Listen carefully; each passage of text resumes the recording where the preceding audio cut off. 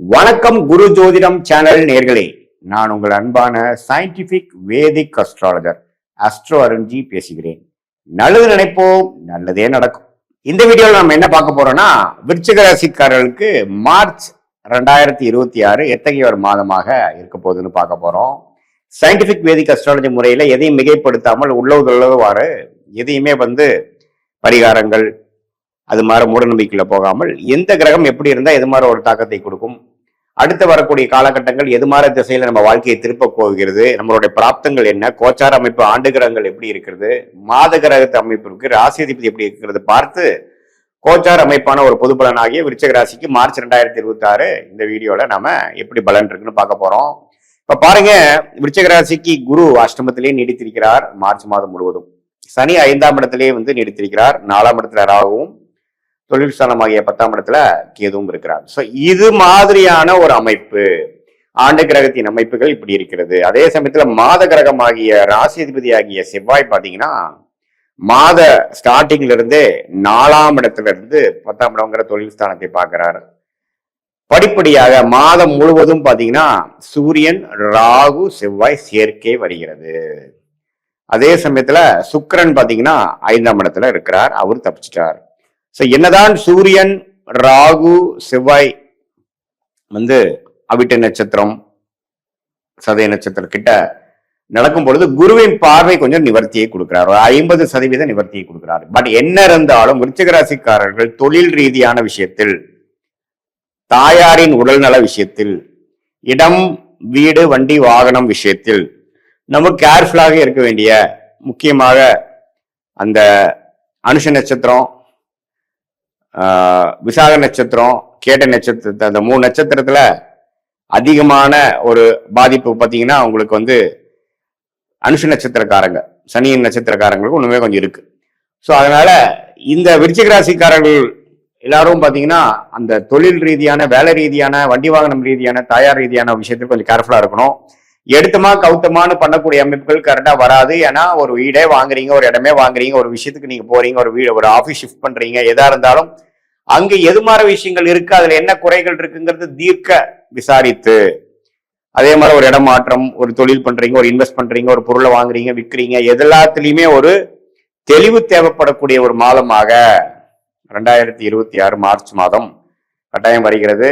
ஏன்னா ராகும் சூரியன் சேருவது தப்பு. அது சூரியனே தொழில் ஸ்தானாதிபதியாக வருவதனால் ராகுவோட சேரும் பொழுது தொழில டக்குன்னு எனக்கு கிடைக்க வேண்டிய ப்ராஜெக்ட் கொஞ்சம் பிரச்சனை ஆகுது, இது வரைக்கும் போயிட்டு இருந்த கான்ட்ராக்ட் கொஞ்சம் பிரச்சனை கொடுக்குது, வாழ்வாதாரம் கொஞ்சம் தடுமாறுது அப்படிங்கிற மாதிரி ஒரு அமைப்பை கொடுக்கக்கூடிய அமைப்பு இருக்கு. தசாபுக்திகள் நல்லா இருக்கும்போது பிரச்சனை இல்லை. பட் இருந்தாலும் கவனமாக விருச்சிக ராசிக்காரர்கள் இருக்கணும். அதே மாதிரி தாயார்கள் உடல்நலம் கோளாறுல இருக்கிற விருச்சிக ராசிக்காரர்கள் கொஞ்சம் கவனமா பார்க்கணும். உண்மையிலேயே ட்ரீட்மெண்ட் கரெக்டா போயிட்டு இருக்கா, தவறா போயிட்டு இருக்கா, எப்படி போயிட்டு இருக்குங்கிறதெல்லாம் பார்க்கணும். அதே மாதிரி அவங்களுடைய வாழ்வாதாரம், வண்டி வாகனத்துல போறது எல்லாத்துலயுமே கொஞ்சம் கேர்ஃபுல்லா இருக்கணும். அதே மாதிரி வண்டி வாகனத்துல போகும்பொழுது அந்த ராகு சூரியன் சம்மந்தப்படும் பொழுது வண்டியில கோளாறு ஆகுறது, திடீர்னு நடு ரோட்ல நிக்கிறது, அதெல்லாம் இருக்கும். இன்சூரன்ஸ் எல்லாம் கரெக்டா பண்ணிருக்கீங்களா இல்லைங்கிறதெல்லாம் கொஞ்சம் பார்த்துக்குங்க. சில இடத்துல லேப்ஸ் ஆயிடும், அதை நம்ம கவனிக்காம விட்டுருப்போம். அது மாதிரி விஷயங்கள்லாம் உண்டு. இது மாதிரியான ஒரு அமைப்புகள் நிறைக்கக்கூடிய விருச்சிக ராசிக்காரர்களுக்கு மற்றபடி எப்படி சார் இருக்கு அப்படின்னா, சுக்கிரன் 5ஆம் இடத்துல இருக்கிறது அருமை. காதல் விஷயத்துல, அதே மாதிரி மற்ற உங்க விருப்ப விஷயத்துல, சொகுசு விஷயத்துல அதெல்லாம் தப்பு இல்லை. என்ன இந்த நான் சொன்ன விஷயத்துல கவனமா இருக்க வேண்டிய அமைப்புகள் இருக்கு. மற்றபடி குருவின் பார்வை 2ஆம் இடத்திலும் 4ஆம் இடத்திலும் 12ஆம் இடத்துல இருக்கனால விரயங்களுக்கு பிரச்சனை இருக்கு. விரயங்கள் பயங்கரமா வரவு மேல செலவுகள் நின்று கொண்டே இருக்கும். செலவுகளை கட்டுப்படுத்த வேண்டியதா இருக்கும். கடன் குறைக்கக்கூடிய அமைப்புகள் தேவைப்படுகிறது. அதெல்லாம் அடுத்து வரக்கூடிய மாதங்கள்ல தான் பண்ண முடியுமே. மார்ச் மாதம் கொஞ்சம் இருக்கிறத மெயின்டைன் பண்றதே பெரிய விஷயமாக தான் போகக்கூடிய அமைப்புகள் உண்டு. பட் குருவின் பார்வை எல்லாமே ஒரு கண்ட்ரோல்ல வச்சுக்கக்கூடிய அமைப்பு உண்மையிலேயே நல்லது. இதுதான் விருச்சிக ராசிக்காரர்களுக்கு மார்ச் மாதம் ஒரு மாதிரியான ஒரு அமைப்பு, கவனமாக இருக்கக்கூடிய அமைப்புகள் தேவைப்படுகிறது. குறிப்பாக முதல் 2 வாரம் 3 வாரம் அப்படி இருக்கு.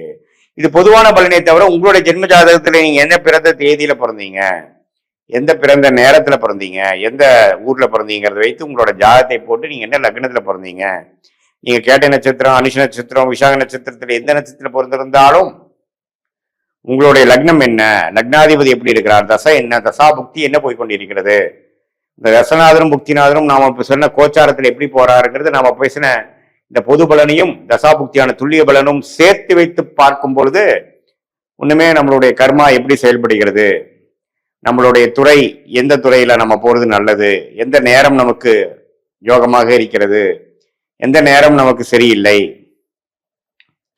எது மாதிரி மேல் படிப்பு மாணவர்கள் படித்தால் நல்ல ஒரு அமைப்பு இருக்கு, எப்போ நமக்கு அட்மிஷன் கிடைக்கும், எப்போ நமக்கு வெளிநாடு போவோம், விசா எதிர்பார்க்கிறவங்களுக்கு வெளிநாடு, எப்போ வெளிநாடா உள்நாடா, அரசு உத்தியோகமா அல்லது நம்ம பிரைவேட் செக்டாரா, தொழிலா வேலையா, எந்த மாதிரி துறையில போகலாம், பார்ட்னர்ஷிப் நமக்கு ஒத்து வருமா வராதா, திருமணம் எப்போ நடக்கும், குழந்தைகள் எப்போ நமக்கு வரும், குழந்தை புத்திர விஷயங்கள் எப்போ நமக்கு கிடைக்கக்கூடிய அந்த பிராப்தம் கிடைக்கக்கூடிய அமைப்புகள் இருக்கு, எப்போ நம்ம நெக்ஸ்ட் லெவல் லைஃப்ல ஸ்டேஜ்ல நமக்கு முன்னேறுவோம், இப்படியே வாழ்க்கை போயிட்டு இருக்குது, எப்படி நம்ம முன்னேறுவோம், மாறணுமா, இடம் மாறிதான் முன்னேறுவோமா அல்லது இருக்கிற இடத்துலயே முன்னேற முடியுமா, நம்ம குழந்தைய ஃபேமிலியை பிரிஞ்சிருக்கிறமே எப்போ சேர்ந்து இருக்க முடியும், இது மாதிரி எல்லா மனதில் இருக்கக்கூடிய கேள்விகள் எல்லாமே சயின்டிபிக் வேதிக் அஸ்ட்ராலஜி முறையில எந்த விதத்தையும் மிகைப்படுத்தாமல் உள்ளவாறு ஒரு கிரகம் நீங்க பிறக்கும் பொழுது பிறந்த தேதி, பிறந்த நேரம், பிறந்த ஒரு வச்சு எது மாதிரி இருக்கு, ஸ்தான பலம் எப்படி இருக்கு, திக்பலம் எப்படி இருக்கு,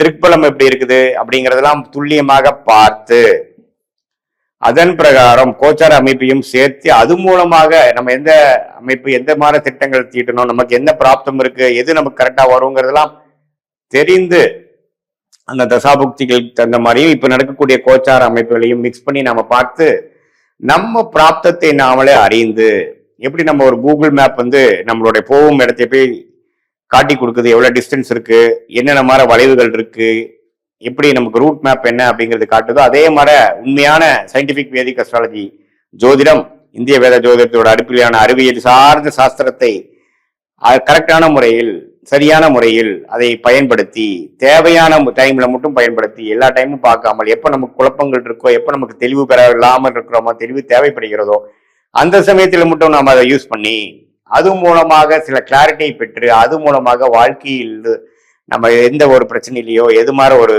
விஷயத்துல பின்தங்கி இருக்கிறோமோ அதுல இருந்து மீண்டு நம்மளுடைய பொட்டன்ஷியல் என்ன, நம்மளோட தகுதி என்னங்கிறதை தெரிந்து நம்மளுடைய பிராப்தத்தை அறிந்து அந்த நம்மளோட டைம் லைன்ஸை அறிந்து தக்க முயற்சிகளை செய்து தக்கவாறு திட்டமிட்டு காலமறிந்து செயல்பட்டு நம்மளுடைய பொட்டன்ஷியல் நம்மளுடைய தகுதிக்கு தகுந்த மாதிரி வாழ்க்கையில் எந்த துறையில போறோமோ எந்த டைரக்ஷன்ல போறோமோ அந்த மாதிரி சமயத்துல கரெக்டான ஒரு அமைப்புல போய் நம்ம ஜெயித்து உடல் நலம் பேணிச்சு நம்மளுடைய தேவையற்ற பழக்கங்கள்னாலையும் தேவையற்ற எண்ணாற்றங்கள்னாலையும் இருக்கக்கூடிய நிம்மதியை கெடுக்காமல் ரியாலிட்டி என்ன, நம்மளை சுத்தி இருக்கக்கூடிய ரியாலிட்டி என்ன, இப்ப எப்படி சிங்க் ஆகி போகுது, நம்ம வாழ்க்கையில ஒர்ஸ்ட் ஓவரா, உண்மையில்தான் குட் இஸ் கம்மா, இப்ப வரப்போகுதா, இதெல்லாம் தெரியும் பொழுது நம்ம என்னன்னா நீங்க தான் வாழ போறீங்க, அதுல ஒன்றும் மாற்றம் இல்லை. பட் என்னன்னா தெளிவு பிறந்தால் வழி பிறக்கும் அப்படிங்கிறது தான் அடிப்படை. அந்த தெளிவு எப்படி சார் கிடைக்கும் அப்படின்னா நம்மளை பத்தி நம்மளே அறியுது. அது எப்படின்னா ஜோதிடம்